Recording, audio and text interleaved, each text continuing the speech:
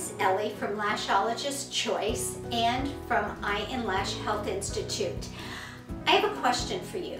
Have you ever done eyelash extensions or even worn them and had itching afterwards, maybe 2 days, or your eyes burned when you took a shower?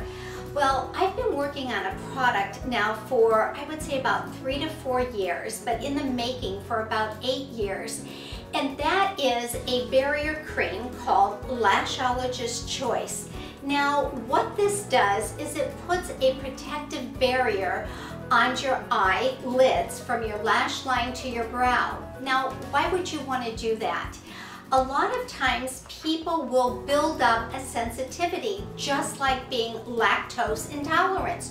We never know when this is going to happen.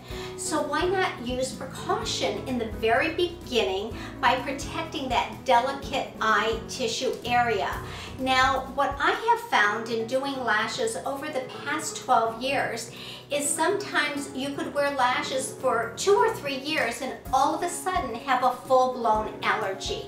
Once this allergy occurs, we can never go backwards. So it's extremely important that every time you lash a client that she uses the Lashologist Choice Barrier Cream on her eyelid.